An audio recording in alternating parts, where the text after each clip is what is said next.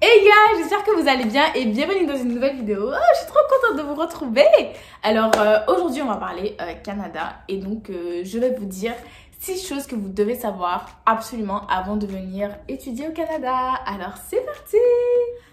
Alors la première chose que vous devez savoir avant de venir étudier au Canada, donc c'est que la neige ralentit votre trajet. Donc que vous soyez en voiture, en bus.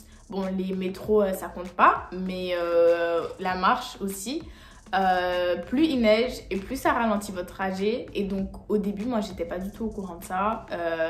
Et puis, donc, justement, quand il y avait beaucoup de neige, j'avoue que oui, je me doutais un petit peu que ça allait ralentir mon trajet, mais pas autant, quoi. Je vous montre un petit exemple. Parce qu'il y a vraiment beaucoup de neige. Je suis enfin sortie du bus après avoir passé pratiquement 25 minutes dans le bus et mon trajet de base c'est 30 minutes. Bon alors j'ai pris exactement, ok toujours de la baie, j'ai pris exactement 40 minutes pour rentrer chez moi alors que d'habitude j'en prends 30. Donc en gros ça ralentit le trajet de 10 minutes et ça c'est encore si les bus sont à l'heure tout ça donc ne prenez pas ça à la légère guys.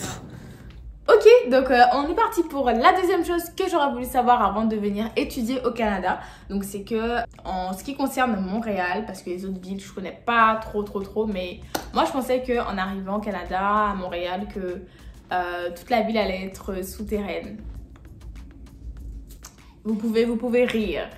Parce que, non, en soi, on m'a tellement vendu le fait que Montréal, quand tu vas arriver, tu vas voir en hiver, tu auras presque pas froid parce que tout sera souterrain et tout. Moi, je pensais la ville était souterraine.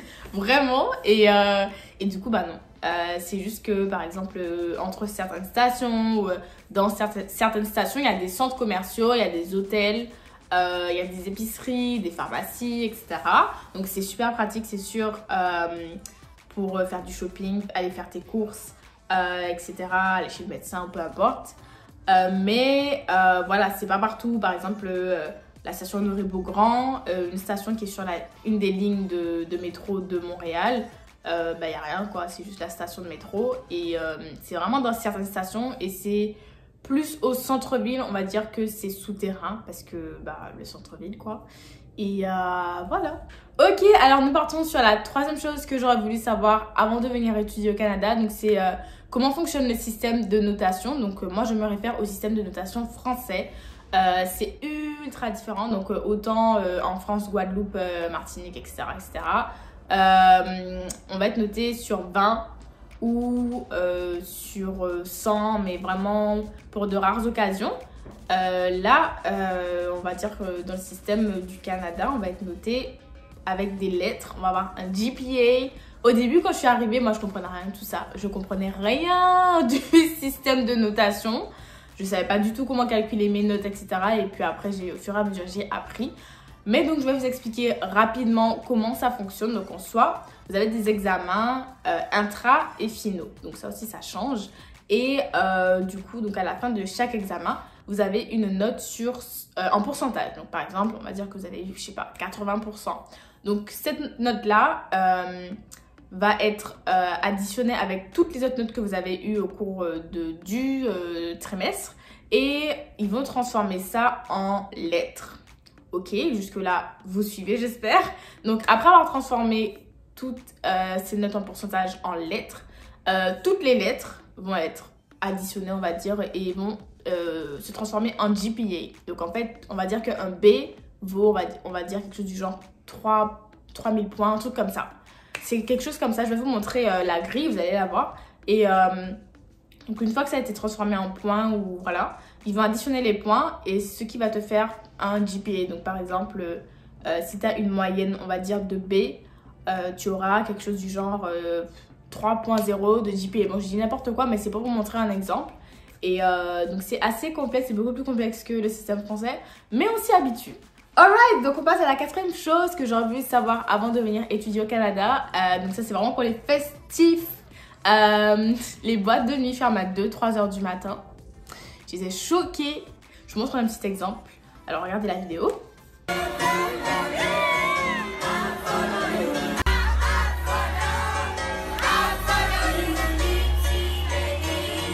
Alors, dites-vous que tout juste après cette vidéo, quand j'étais justement dans le bar, etc., il devait être 1h45 du matin et la boîte fermait à 2h. Et quand on m'a dit oui, la boîte va bientôt fermer, etc., ils commençaient déjà à allumer les lumières. Je crois que les lumières étaient même déjà allumées, il me semble. Et c'est pas qu'ils nous ont foutu dehors, mais voilà quoi, on savait qu'il fallait qu'on parte. Et moi j'étais choquée parce que en Guadeloupe, et je suppose qu'en France aussi, les boîtes restent ouvertes jusqu'à 6h du matin, enfin jusqu'à l'aube quoi. Et je pense que là ils se sont adaptés au fait que peut-être que pendant un certain temps, le soleil se couche tôt, donc c'est sûrement pour ça. Je sais pas trop, mais les boîtes ferment à 3h du matin, donc en gros, si tu penses que tu vas arriver à 23h et que tu vas faire 6 heures d'enjaillement, bah laisse tomber. Laisse tomber. Ok, donc on passe à la 5e chose que j'aurais voulu savoir avant de venir étudier au Canada. C'est que l'expérience compte beaucoup dans la recherche d'emploi. C'est-à-dire que tu vas beau avoir un baccalauréat, donc qui correspond à la licence en France, un baccalauréat, un master, un doctorat, tout ce que tu veux. Tu peux avoir tous les diplômes de la terre.